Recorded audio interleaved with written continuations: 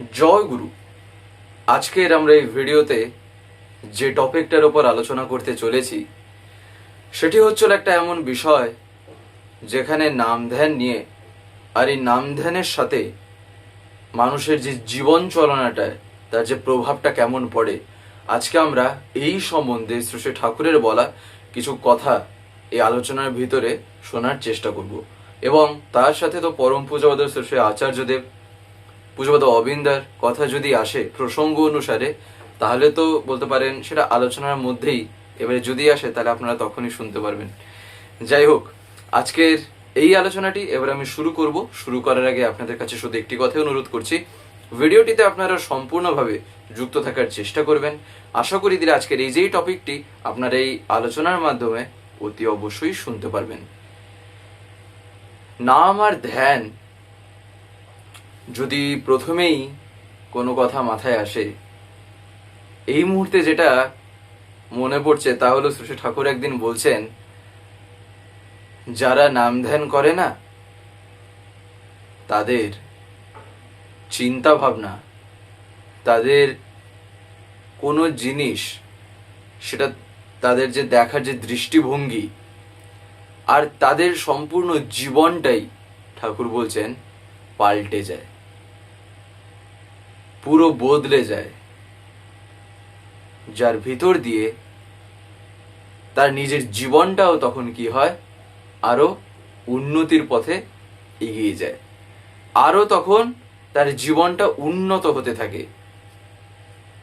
কিন্তু কথা হচ্ছিল, দেখবেন এই যে নাম আর ধ্যান, দুটো শব্দ, দুটো মিনিং আলাদা আলাদা, তবে দুটোর মধ্যে সম্পর্কটা, তাদের মধ্যে একটা বন্ডিংটা, সেটা কিন্তু খুবই মজবুত। অর্থাৎ এই নাম আর এই ধ্যান মিনিং আলাদা হলেও একে অপরের সাথে এমনভাবে ওদের একটা সম্পর্ক আছে, এমন একটা বন্ডিং আছে, যেটা খুব একটা ইন্টারেস্টিং একটা জিনিস। কি কারণে ইন্টারেস্টিং? তার কারণটা হলো এই যে নাম করার ভিতর দিয়ে হয়টা কি, নাম করার ভিতর দিয়ে জীবনে নামীকে পাওয়া যায়, শ্রী ঠাকুর বলছেন। আর এই নামের ভিতর দিয়ে আমাদের জীবনে, আমাদের শরীরের উপর, আমাদের মনের উপর কি প্রভাব পড়ে, সেদিক দিয়ে যদি আবার দেখি, ঠাকুর বলছেন নাম মানুষকে তীক্ষ্ণ করে তোলে, অর্থাৎ তার চিন্তা ভাবনাটা আরো তখন শার্প হয়। আরেকটা হচ্ছিল কি, ধ্যান। এখানে শ্রী ঠাকুর কি বলছেন না, ধ্যান মানে হচ্ছিল কোনো কিছুতে একদম ফুলি ফোকাসড হয়ে থাকাটাই হচ্ছিল ধ্যান, সহজ কথায় যদি আমরা বলি। এবারে কোনো জিনিসে আমরা তখনই ফোকাসড হয়ে থাকতে পারি যদি সেই জিনিসটা আমার কাছে একটা ভালো লাগার জিনিস থাকে, যদি সেই জিনিসটা আমার কাছে আমার পছন্দের জিনিস হয়, ঠাকুর বলছেন তাহলে তাতে এমনি তোমার ধ্যান লাগবে। কেন না, তার কারণ সেখানে যেহেতু তোমার ভালোবাসাটা আছে, সেই ভালোবাসায় কি করছে, তোমার মনটাকে সেখানে লাগিয়ে রাখছে, যার ফলে তোমার মনটা তখন বিক্ষিপ্ত হতে পারছে না, এখানে এখানে টুকরো টুকরো হচ্ছে না। তখন তোমার মনটা কি করছে, সেই যে একটা জায়গাতেই কি না, যেটা তুমি পছন্দ করো, যেটা তুমি ভালোবাসো, যেটা তোমার জীবনে অত্যন্ত প্রিয় জিনিস, তাতেই যেহেতু লেগে আছে, ধ্যান আপনা থেকেই সেখানে তোমার হচ্ছে, ধ্যান তখন আপনা থেকেই শুরু হয়ে যাচ্ছে। তাই এই ধ্যানটা ঠাকুর বলছেন এটা দৈনন্দিন জীবনেরই একটা অংশ। তাহলে কথা হলো, এবারে আমার জীবনে তাহলে নামের ভিতর দিয়ে আমি কি পেলাম, আর কেনই বা নাম আর ধ্যান একসাথে বলা হয় নাম ধ্যান যখনই আমরা সাধারণত বলে থাকি, তার কারণ এই যে নাম, এই নামটা যখন আমি করি, এই কারণেই শ্রী ঠাকুর বলছেন যে ইষ্টানুরাগ না থাকলে, ইষ্টের প্রতি অনুরাগ নিয়ে যদি নাম না করা হয়, তাহলে কিন্তু সেই নাম নামিতে গিয়ে কিন্তু সার্থক হয়ে ওঠে না, তা কিন্তু ইষ্টে কেন্দ্রায়িত হয়ে ওঠে না, যার ফলে সেক্ষেত্রে ধ্যানও না দেখবেন কিছু কিছু ক্ষেত্রে হয় না। তাই এই কারণে যে বা যারা, ঠাকুর বলছেন নাম যখন করে, নামিতে যখন কেন্দ্রায়িত হয়ে যখন নাম করে, ধ্যান তখন আপনা থেকেই ছোটে। কেন না, যে তাতে কেন্দ্রায়িত হয়ে করছে, যে বাস্তবে অনুরাগ নিয়ে করছে, অনুরাগটা তার এই কারণেই এসছে, তার কারণ সে সেই জিনিসটাকে ভালোবাসে। এই কারণেই আমি আমার সন্তানকে, আমি আমার পিতা মাতাকে, স্বামী স্ত্রীর মধ্যে আমি যেখানেই দেখি না কেন, আমি কারোর জন্য যখন কোনো একটা কিছু করি, দেখবেন যার প্রতি এবারে ভালোবাসাটা যতটা একটু বেশি থাকে, সেখানে দেখবেন কোনো জিনিস করতে গিয়ে হাজারখানা বাধা এলেও না মনে হয় না না এটাকে তো করতেই হবে, এটা তো আমার চাইই চাই, এটা আমি তাকে দেবই, এটা আমি আমার মাকে দেবো, এটা আমি আমার বাবাকে দেবো, এটা বউকে দেবো, এটা ছেলেকে দেবো, এটা মেয়েকে দেবো। তাই এখানে হাজার বিপদ আসছে, হাজার বাধা আসছে, ওভারকাম তো করতেই হবে। কেন করতে হবে? সেই ভালোবাসাটার তাগিদে। ঠাকুর বলছেন এটাই হলো চাই পরম পিতার ক্ষেত্রে। যখন সেই জায়গায় এই জিনিসটা যখন লেগে যায়, ঠাকুর বলছেন তখন জীবনে কেউ আর তখন আটকাতে পারবে না তোমায়। তাই মানুষের ভিতর ভালোবাসা ও ভালো লাগার প্রবৃত্তিটা যত বাড়ে, তত তার কর্মক্ষমতাও বৃদ্ধি পায়। এই যে নাম আর ধ্যান, এটাও না এক প্রকার ভাবে কর্মই। এটাও কিন্তু কর্ম। আমরা কোনোদিনও ভেবে দেখেছি? দেখবেন আমরা বলি যজন যাজন ইষ্টভৃতি, নাম ধ্যান, স্বস্তিয়নী সদাচার পালন করার ইত্যাদি আরো অনেক কথাই আমরা বলে থাকি। কিন্তু একটা জিনিস আমরা দেখি, এই প্রত্যেকটা কথাই কিন্তু দেখবেন এক একটা কর্মকেই কিন্তু আলটিমেটলি মিন করছে, অর্থাৎ করতে বলা হচ্ছে। যজন, যজনটা কি? যজনে বলা হচ্ছে নিজেকে যেখানে আমি পরমপিতার পথে আরো যত নিজেকে আমি যুক্ত করে তুলছি, নিজেকে আরো সেই জায়গায় আমি নিজেকে নিষ্ঠার সহিত তার টানে যখন আরো এগিয়ে নিয়ে যাবার চেষ্টা করছি, নিজের জীবনটাকে, ঠাকুর বলছেন সেটাই হচ্ছিল যজন, সেই পথটাকে অবলম্বন করাই। আর যাজন কি না, সেটার ভিতর দিয়েই যা অনুভূতি আমার হচ্ছে, যা আমি বুঝতে পারছি, যা আমি জানতে পারছি, সে সব কিছু যখন আমি নিজেকে নিজেও কি করছি না, বারবার জাজ করে নিজের উপরেও অ্যাপ্লাই করছি, আর যা আমি ফিল করছি তা যখন আমি অপর আরেকজনকে বলছি, ঠাকুর বলছেন সেটাই যাজন। ইষ্টভৃতি সেটা কি? ঠিক তাহলে এই যে যজন যে গেল, যজনটা তাহলে কি, সেটা আমায় করতে হচ্ছে। যাজনটা কি? করতে হচ্ছে, কর্ম। ইষ্টভৃতিটা কি? করতে হচ্ছে, সেটাও কর্ম। নাম আর ধ্যানটা কি? সেটাও করতে হচ্ছে, সেটাও হলো কর্ম। তাই আমায় করতে হবে এই জিনিসগুলিও। ঠাকুর তাহলে যে বলছেন এই যজন যাজন ইষ্টভৃতি নাম ধ্যান পরায়ণ যে হতে হয়, এগুলোও না তাহলে কিসের ভিতরে চলে এলো? করার ভিতরে। তাহলে এটা শুধু শুনে রেখে দেবার এবারে তাহলে জিনিসটা নয়। এই কারণেই ঠাকুর বলছেন মানুষের ভিতর ভালোবাসা ও ভালো লাগার প্রবৃত্তি যত বাড়ে, তত তার কর্মক্ষমতাও বৃদ্ধি পায়। তার মানে আলটিমেটলি এইখানে ঠাকুর যেটা বললেন, তাহলে কি আমি জীবনে এই কথাটাকে তাহলে কেমন ভাবে বুঝবো? তার মানে আমাকে এমন জীবনে তাকে ভালোবাসতে হবে, তার প্রতি আমার টানটা, প্রেমটা এমন থাকা চাই যেন সেই ভালোবাসাটাই কি করবে না, আমার মধ্যে কর্মক্ষমতার আরো বৃদ্ধি ঘটাবে। অর্থাৎ আমি তার জন্য করব, তার জন্য আমায় করতে হবে। এটা না করলে তিনি হয়তো দুঃখ পাবেন, তার মনে ব্যথা লাগবে। তখন সব কিছু তার ভালো লাগার জন্য এই যে একটা চলছে, যেটা স্বাভাবিক জীবনে আমরা অনেক ক্ষেত্রেই আমরা অ্যাপ্লাই করে থাকি। ঠাকুর বলছেন এটাই যখন পরম পিতার ক্ষেত্রে হয়ে যায়, তখন কর্মক্ষমতা খুবই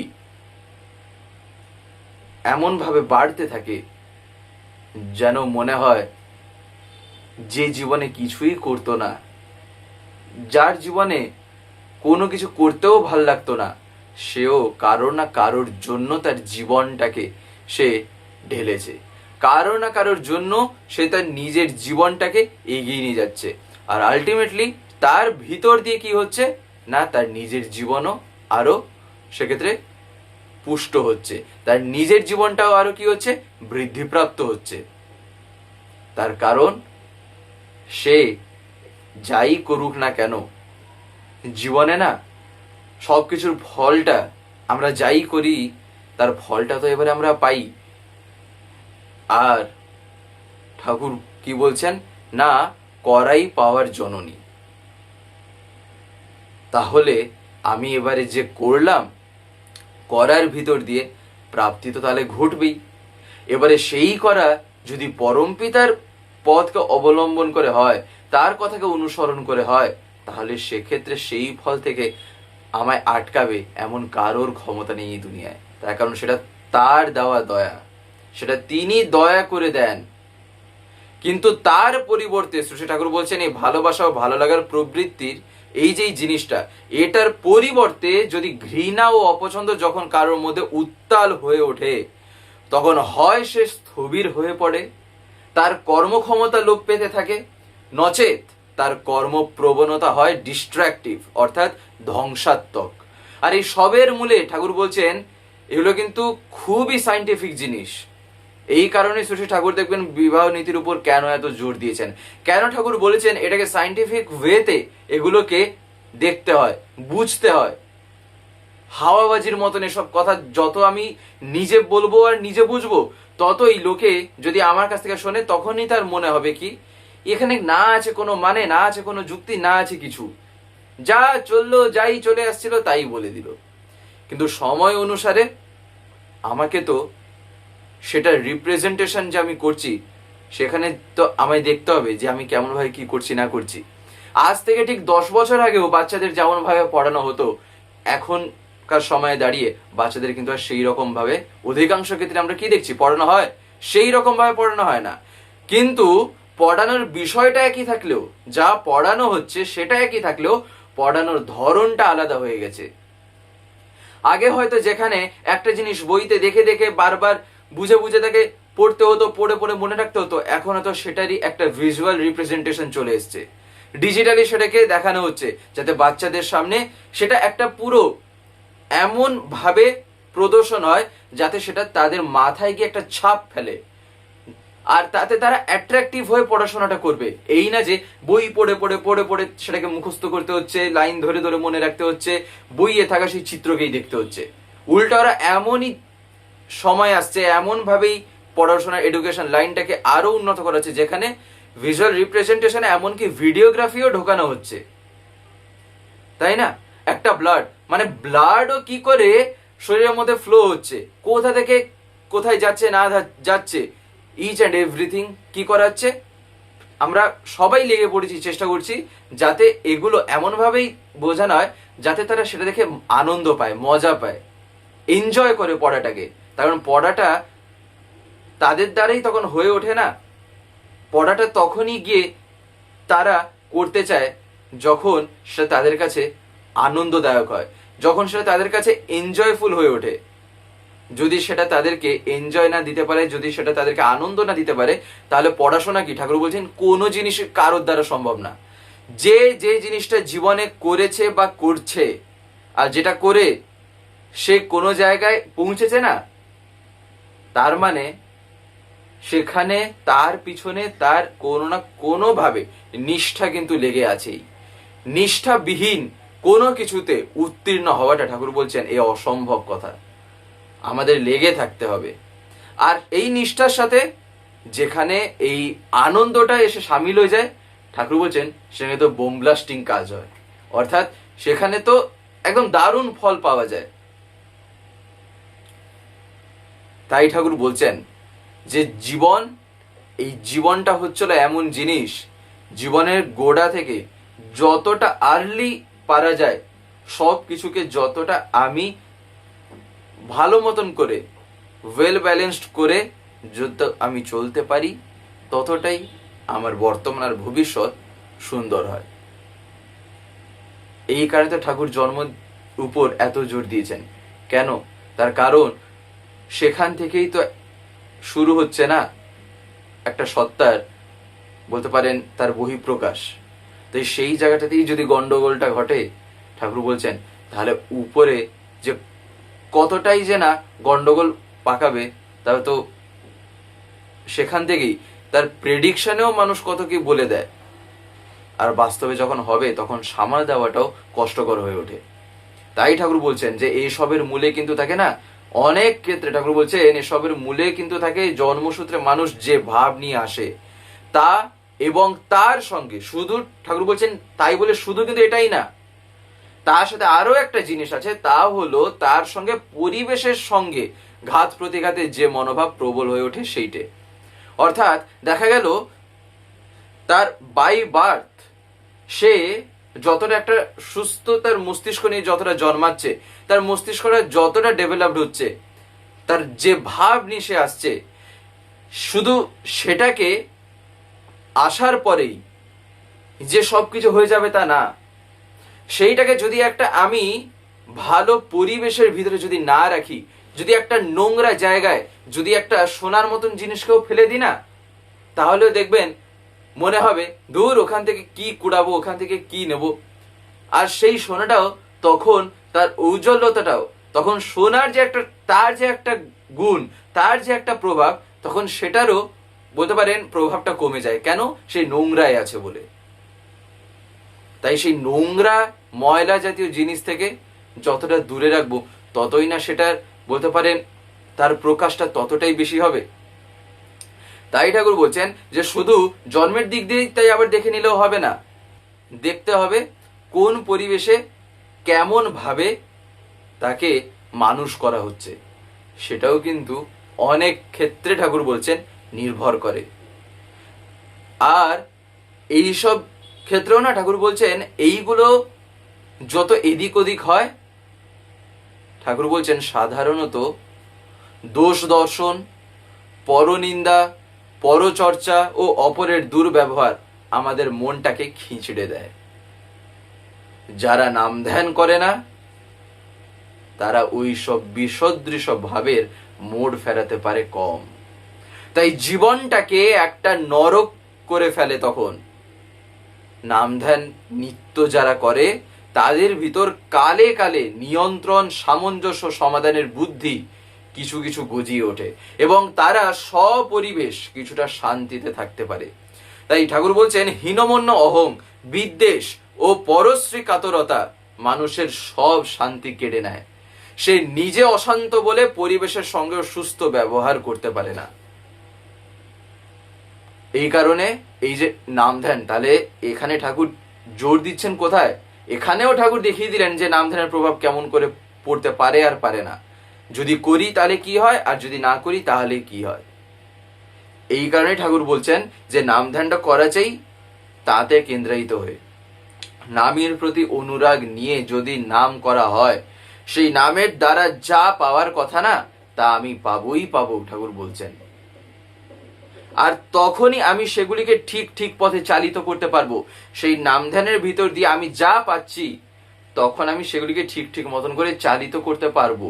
কেন না? তার কারণ নামটা আমার ইষ্টে কেন্দ্রায়িত হয়ে হয়েছে, যার ফলে আমি যা পাচ্ছি সেটাকেও আমি আমার ইষ্টের জন্যই কাজে লাগাচ্ছি। যার ফলে নিজের মাইন্ডসেটটাই তখন, মনটাই এমন হয়ে আছে, তখন সে নিজের স্বার্থ নিয়ে শুধু ভাবে না, তখন সে ভাবে তার স্বার্থই হচ্ছেন তার দয়াল। তখন সে ভাবে আমার দয়ালই হচ্ছেন আমার জীবনে সবকিছু। তাই আমি যা পাচ্ছি, আমি জীবনে যা করেছি, তাই সবকিছুই তো আমি তাতে ঢেলে দেবো। তাই আমি যা করে ফলও পাচ্ছি এটাও তার জন্যই, তাই না? আমি আমার জীবনটাকে কেন সুন্দর করে গড়ে তুলতে চাই, কেন আমার জীবনটাকে আমি বাঁচিয়ে রাখতে চাই? তার কারণ তা তিনি চান বলে, তা তিনি পছন্দ করেন বলে। তিনি মৃত্যুটাকে অপছন্দ করেন বলে সেটা আমার কাছেও একটা অপছন্দকর জিনিস। তিনি চান বাঁচা বাড়া, তাই আমার কাছে সেটাই প্রিয়। তিনি চান যাতে আমার শরীর ঠিক থাকে, যাতে আমি এই জীবন দিয়ে, এই যে শরীরের ভিতর দিয়ে যাতে আমি ইষ্ট কাজ করতে পারি। তাই তিনি যেহেতু বলেছেন নিজের শরীরটাকে ঠিক রাখতে হবে, তা হবে মানে হবে, তাই আমি রাখবো। যেহেতু তিনি বলেছেন নিজের শরীরটাকে শ্রী বিগ্রহের মন্দির ভেবে যত্ন নিতে হয়, তাই আমি ভাববো আমার শরীরটা ছিল শ্রী বিগ্রহের মন্দির, আর সেই ভেবে আমি যত্ন নেব। গল্পটা তাহলে কি হচ্ছে? প্রত্যেকটা ভাবনাই তখন কি করছে? সবসময় ইষ্টের দিকে ধাবিত করছে। তখন তিনি ছাড়ার কিছু না, তখন কেবলমাত্র আমাদের চিন্তা কি? আমার দয়াল, আমার আচার্যদেব, আমার অবিন্দা, তিনি কিসে খুশি হন, তিনি কি চান, তিনি কি এখন আমার জন্য মঙ্গল বুঝছেন, তিনি যা চাইছেন যেন আমি তাই হয়ে উঠি। আমার জীবনের প্রত্যেকটা কর্ম যেন তাকে আনন্দ দেয়, যেন তিনি খুশি হন, যাতে তিনি আমায় দেখে যাতে তিনিও গর্ব করে যাতে বলতে পারেন যে এই হচ্ছে হলো আমার কথা শুনে, এই হচ্ছে হলো জীবনে ছাওয়ালের মতো কাজ করেছে, এই হচ্ছিল আমার ছাওয়াল। দেখবেন ঠাকুর এরকম বলতেন না, ঠাকুর যখন কাকে দেখতেন না তিনি তখন গর্ব করে বলতেন, তিনি তখন বুক একদম পুরো এমন করে বলতেন, এসব দেখবেন বহু জায়গায় লেখা আছে সব কথা, একদম গর্ব করে বুক চেতি ঠাকুর বলতেন এই হচ্ছিল আমার ছাওয়াল, এ আমার কথা যে জীবনে শোনে, এ শুনে জীবনে আজকে এই জায়গায় পৌঁছেছে। তাহলে কি করে এটা হলো? তার ভাবনা অনুসারে তার কর্মের ভিতর দিয়ে সেটার এক্সিকিউশন। তাই ঠাকুর বলছেন ভাবেই বিশ্বাসের প্রতিষ্ঠা। যাই হোক, আজকের এই ভিডিওটা আমি এখানেই শেষ করবো। শেষ করার আমাদের কাছে একটি কথা বলবো, যদি আজকের এই ভিডিওটি আমাদের ভালো লাগে থাকে তাহলে একটি লাইক করে দেবেন, সবার ভিতরে শেয়ার করে দেবেন, কেমন লাগলো নিচে একটি কমেন্টে লিখে জানাবেন। আর যদি চ্যানেলটিকে এখনো সাবস্ক্রাইব করে না থাকেন তাহলে অতি অবশ্যই চ্যানেলটিকে সাবস্ক্রাইব করে পাশে বেল আইকন প্রেস করে অল করে রাখতে একেবারেই ভুলবেন না, আর এরকম বিভিন্ন নতুন এবং ইন্টারেস্টিং ভিডিও সবার আগে পাওয়ার জন্য। জয় গুরু, বন্দে পুরুষোত্তম।